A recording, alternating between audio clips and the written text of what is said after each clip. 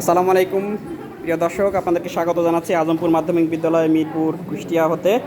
অষ্টম শ্রেণীর শিক্ষার্থীরা স্কিল কোর্স হিসাবে কেয়ার গিভিং আছে। কেয়ার গিভিংয়ে কীভাবে বাড়িতে বয়স্ক ব্যক্তিদের প্রেশার মাপতে হয় তারা হাতে কলমে কাজ শিখছে। আচ্ছা, তোমাদের কেমন লাগছে কাজ শিখতে? খুবই ভালো, খুবই ভালো। আচ্ছা, তোমরা কি আগে জানতা যে কিভাবে ব্লাড প্রেশার মাপতে হয়? তাহলে তোমাদের বইয়ে যেটা সংযুক্ত করা হয়েছে এটা ভালো হয়েছে না খারাপ হয়েছে? খুবই ভালো হয়েছে। আচ্ছা, তাহলে এই সম্পর্কে শিখতে পারে তোমাদের অনুভূতিটা যদি একটু বলতে। স্যার, এই সম্পর্কে শিখতে পারি অনুভূতিটা আমাদের খুবই ভালো, যে নতুন করে একটা জিনিস শিখতে পাচ্ছি, যেটা মানে আমি তো ভবিষ্যতে ডাক্তার হবো, এটা আমার একটা অংশ। স্যার, অনেক ভালো লাগছে। Thank you. যদি আমাদের বাড়িতে কেউ অসুস্থ হয়ে পড়ে তাহলে আমরা খুব শীঘ্রই হচ্ছে তার প্রেশারটা মাপতে পারবো। আচ্ছা, ঠিক আছে, থ্যাংক ইউ। কাজ করছে আরেকটা গ্রুপ, এই যে তারা কাজ করছে। আচ্ছা, তোমরা কি করছো? আচ্ছা, প্রেশার মাপতেছো। কেমন লাগছে তোমাদের? ভালো লাগছে। আচ্ছা, এটা কেন শিখছো? এটা শিখছি কারণ হচ্ছে আমাদের পরিবারে বিভিন্ন লোক অসুস্থ হয়, বয়স্ক লোক অসুস্থ হয়, তো তাদেরকে আমরা হচ্ছে যদি আমরা অনেক সময় হসপিটালে নিয়ে যাওয়ার সময় তাদের মানে হচ্ছে যদি তাদের রক্তচাপ হয় আমরা কিন্তু মেপে দেখতে পারি না, অনেক সময় ঘাড় ব্যথা করে, আমরা বুঝতে পারি না যে কী কারণে হয়।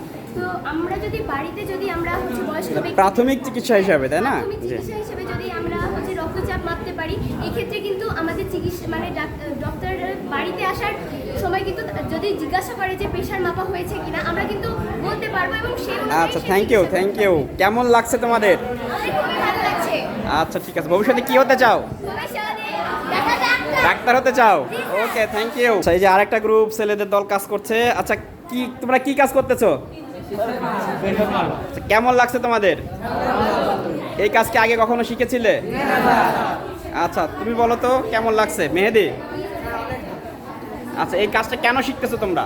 স্যার, আমরা শিখতেছি কারণ এটা আমাদের দরকার, কারণ আমাদের বাড়িতে অনেক আমার দাদু আছে, দাদি আছে, এরা অসুস্থ হয়ে গেলে আমরা প্রাথমিকভাবে চিকিৎসা করতে পারবো। মানে ব্লাড প্রেশার কতটুকু আছে দেখতে পারবে, তাই না?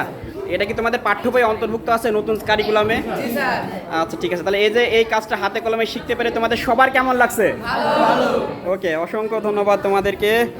নতুন কারিকুলাম অনুযায়ী হাতে কলমে শিক্ষার অংশ হিসাবেই এই যে স্কিল কোর্স আছে জীবন ও জীবিকা বিষয়ে, সেই স্কিল কোর্সের অংশ বিশেষে ব্লাড প্রেশার মাপা বাড়িতে বয়স্ক ব্যক্তিদের শিক্ষার্থীরা হাতে কলমে শিখছে।